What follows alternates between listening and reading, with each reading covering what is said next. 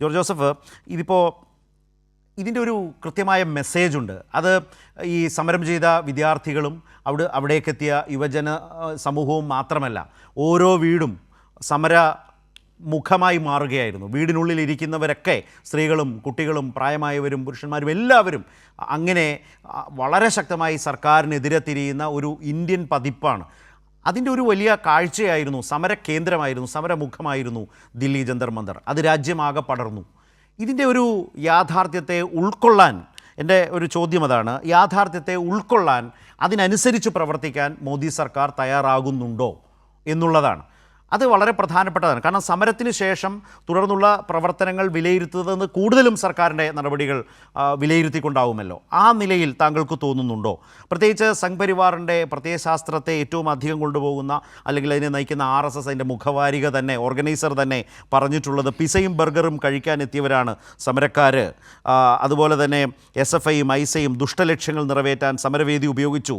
അടുത്ത പോയിൻ്റ് ശ്രദ്ധേയമാണ്. സമരത്തിൻ്റെ കാര്യത്തിൽ കോൺഗ്രസ്സിന് ആശയക്കുഴപ്പമുണ്ടായിരുന്നു എന്നും എഴുതുന്നു. അത് ഞാൻ സൂചിപ്പിച്ചു എന്ന് മാത്രം. പിന്നീട് അങ്ങോട്ട് MA ബേബിയെയും അതുപോലെ SFI അഖിലേന്ത്യാ പ്രസിഡന്റിനെയും ഒക്കെ അങ്ങേയറ്റം ആക്ഷേപിക്കും വിധത്തിലേക്ക് പല കാര്യങ്ങളും പറയാനുമൊക്കെയുള്ള അവരുടെ പതിവ് ദേശദ്രോഹ ക്യാമ്പയിനിലേക്ക്, ആ ടാഗ് ലൈനിലേക്ക് എത്തിക്കാൻ, ദേശവിരുദ്ധരാണ് എന്ന് ചിത്രീകരിക്കാനുള്ള ഒരു ശ്രമമാണ് അവർ നടത്തിയിട്ടുള്ളത്. അതിൻ്റെ സ്ക്രീൻഷോട്ടാണ് നമ്മളിപ്പോൾ കാണുന്നത്.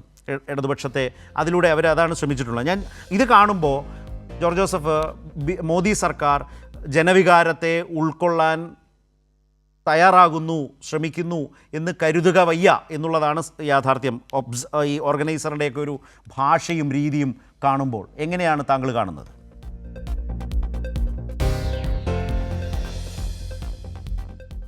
ശരത്തെ, ഇതിനകത്ത് നമ്മൾ കാണേണ്ട ഒന്ന് രണ്ട് കാര്യങ്ങളുണ്ട്. ഒന്ന്, BJP RSS അല്ലെങ്കിൽ സംഘപരിവാർ എന്ന് പറയുന്നത് അടിമുടി ഫാസിസ്റ്റ് രൂപം കൈക്കൊണ്ടിട്ടുള്ള ഒരു പ്രത്യയശാസ്ത്രത്തിൻ്റെയും അതിൻ്റെ രാഷ്ട്രീയമായ പ്രായോഗികവൽക്കരണത്തിൻ്റെയും രൂപമാണ് BJPയും സംഘപരിവാറും RSS എന്ന് പറയുന്നത്. അതുകൊണ്ട് ഒരു ഫാസിസ്റ്റ് പ്രസ്ഥാനം ഒരിക്കലും അവരുടെ പരാജയം സമ്മതിച്ചു തരില്ല.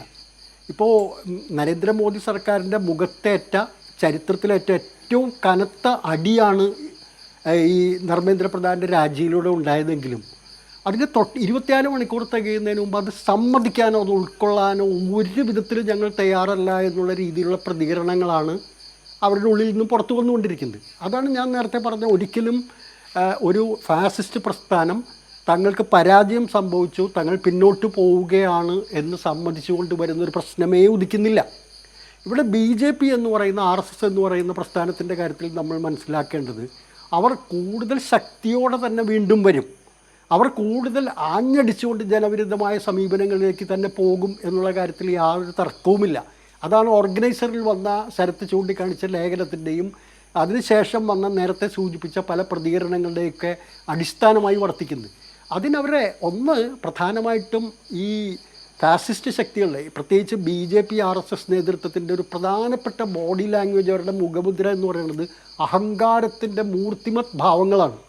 അവരെക്കാൾ വലിയ ആളുകളില്ല. ഇപ്പോൾ ഏറ്റവും ഒരു വൈരുദ്ധ്യം എന്ന് പറയുന്നത്, നമ്മൾ നേരത്തെ ഈ ചർച്ചയിൽ പറഞ്ഞതുപോലെ തന്നെ, അവർ പറയുന്നത് ചാണകം ഉപയോഗിച്ച് ക്യാൻസർ ഉൾപ്പെടെയുള്ള എല്ലാം ചികിത്സിക്കാൻ കഴിയും, ഇന്ത്യയിൽ അതുണ്ടായിരുന്നു ഇതുണ്ടായിരുന്നു, അങ്ങനെയുള്ള കാര്യങ്ങളെല്ലാം പറയുമ്പോഴും അവർ എതിരാളികളെ നിഷ്പ്രഭരാക്കിയാൻ ഉപയോഗിക്കുന്നത് ഈ പറഞ്ഞ ആധുനിക സാങ്കേതിക വിദ്യകളുടെ ഏറ്റവും ഫലപ്രദമായ വിനിയോഗമാണ്.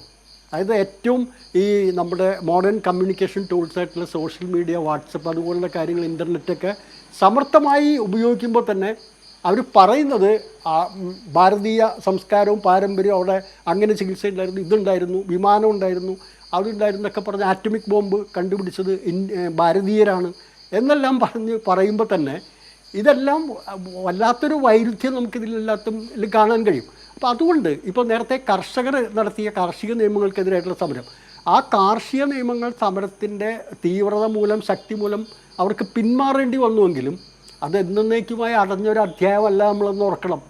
അത് അവരുടെ ഉള്ളിൻ്റെ ഉള്ളിൽ എന്നും അങ്ങനെ നിൽക്കുകയാണ്. അതുപോലെ തന്നെ ഈ നീറ്റ് പരീക്ഷകളുടെ കാര്യത്തിൽ ധർമ്മേന്ദ്ര പ്രധാൻ രാജിവെക്കേണ്ടി വന്നൊരു സാഹചര്യം വന്നു എന്നുള്ളതൊഴിച്ചാൽ ഈ കോർപ്പറേറ്റ് ഹിന്ദുത്വ ശക്തികൾ പിൻവാങ്ങുന്നു എന്നതിനർത്ഥമില്ല. അതുകൊണ്ടാണ് നേരത്തെ ശരത്ത് സൂചിപ്പിച്ചത് തന്നെ E20 ജനതാ പാർട്ടി എന്ന് പറയുന്ന എത്തനോളിൻ്റെ വിഷയം അടക്കമുള്ള കാര്യങ്ങളിലേക്ക് വരുന്നത്. ഇതിനകത്ത് ശരത്ത് വേറൊരു വലിയൊരു രാഷ്ട്രീയ മർമ്മവും കൂടി ഞാൻ കാണുന്നുണ്ട്. അതായത് ഈ ഇങ്ങനെ ഒരു സംഭവം ഉണ്ടായിരുന്നില്ലെങ്കിൽ, ഈ പാറ്റ വിപ്ലവം അല്ലെങ്കിൽ ഈ പറഞ്ഞ ഈ ഒരു സംഭവം ഉണ്ടായിരുന്നില്ലെങ്കിൽ, ഈ പാർലമെൻറ്റ് സെഷനിൽ തന്നെ, ഈ മൺസൂൺ സെഷനിൽ തന്നെ 2 ഭരണഘടനാ ഭേദഗതികൾ കൊണ്ടുവരാൻ അവർ ആലോചിക്കുന്നുണ്ട്. ഒന്ന് ഈ പറഞ്ഞ പോലെ മണ്ഡലങ്ങളുടെ ഡീലിമിറ്റേഷനും അതുപോലെ ഈ വനിതാ സംവരണ നിയമം അടക്കമുള്ള കാര്യങ്ങളാണ്.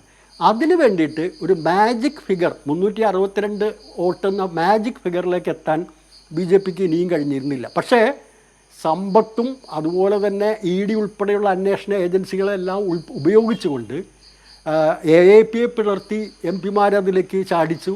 ഉദ്ധവ് താക്കറെ വിഭാഗത്തെ ശിവസേനയുടെ അതിൽ നിന്ന് MP ചാടിച്ചു. ഇങ്ങനെ ഈ മാജിക് നമ്പറിലേക്ക് ഓരോ നിമിഷവും എത്തിക്കാനുള്ള അതിതീവ്രമായ പ്ലാനിങ്ങും ആസൂത്രണമൊക്കെ നടത്തിക്കൊണ്ടിരുന്ന അവസരത്തിലാണ് ഈ സംഭവം വന്നത്. അതുകൊണ്ട് ആ ഒരു കാര്യത്തിൽ ഇനിയിപ്പോൾ തൽക്കാലം ഈ 362 എന്ന് പറയുന്ന മാജിക് ഫിഗർ അവർക്ക് എത്താൻ കഴിയില്ല എന്ന് നമുക്ക് അനുമാനിക്കാം. കാരണം അതിൻ്റെ അർത്ഥം അവർ പിൻവാങ്ങിയെന്നല്ല. ഒരിക്കലും ഈ ഫാസിസ്റ്റ് ശക്തികളുടെ ഒരു പ്രധാന പ്രശ്നം വെച്ചാൽ അവർ മനുഷ്യവിരുദ്ധരാണ്. ആ മനുഷ്യവിരുദ്ധരായ ശക്തികൾക്ക് അഹങ്കാരമുണ്ട്. ആ അഹങ്കാരത്തിൻ്റെ ഭാഷയിൽ മാത്രമേ അവർ സംസാരിക്കുകയുള്ളൂ. അവർക്ക് സമ്പത്തിൻ്റെ പിൻബലമുണ്ട്. അദാനിയെയും അംബാനിയെയും പോലെയുള്ള കോർപ്പറേറ്റ് കൂട്ടുകെട്ട് അവർ ചേർന്നാണ് ഭരിക്കുന്നത്. അതുകൊണ്ട് ശരത്ത് വിചാരിക്കുന്ന പോലെ ഒരു CJP അല്ലെങ്കിൽ ഇടതുപക്ഷ പ്രസ്ഥാനങ്ങളോ ഇങ്ങനെ ഒരു വിജയം നേടിയെങ്കിലും അവർ അതിൽ നിന്ന് പോയി എന്നർത്ഥമില്ല. അവരെ കീഴ്പ്പെടുത്തുക എന്ന് പറയുന്നത് വളരെ വളരെ വളരെ ബുദ്ധിമുട്ടേറിയ ഒരു കാര്യമാണ്. അതിന് അതിതീവ്രമായൊരു സമരത്തിൻ്റെ പാതയിലേക്ക് പോകേണ്ടിയിരിക്കുന്നു. അതുപോലുള്ളൊരു ശക്തിയാണ്. അതുകൊണ്ട് ആ ശക്തിയെ ഒട്ടും നമ്മൾ കുറച്ച് കാണിക്കരുത്. ഈ ധർമ്മേന്ദ്ര പ്രധാൻ്റെ രാജി കൊണ്ട് വലിയൊരു നേട്ടം ഉണ്ടായെങ്കിലും അതിൽ നമ്മൾ അഭിരമിക്കേണ്ട ഒരു അവസ്ഥയിലേക്ക് എല്ലാ കാര്യങ്ങൾ പോകുന്നത്. ഏത് വിധേനയും ഈ രാജ്യത്തെ ഒരു ഹിന്ദു രാഷ്ട്രമാക്കി മാറ്റിയെടുക്കുക എന്നുള്ള അടിസ്ഥാനപരമായ ലക്ഷ്യത്തിലൂടെ തന്നെയാണ് അവിടെ നീങ്ങുന്നതെന്ന് നമ്മൾ കൃത്യമായി പോകേണ്ടും ആ രാഷ്ട്രീയ മർമ്മം മനസ്സിലാക്കി നമ്മൾ ചെയ്യേണ്ടിയിരിക്കുന്നു.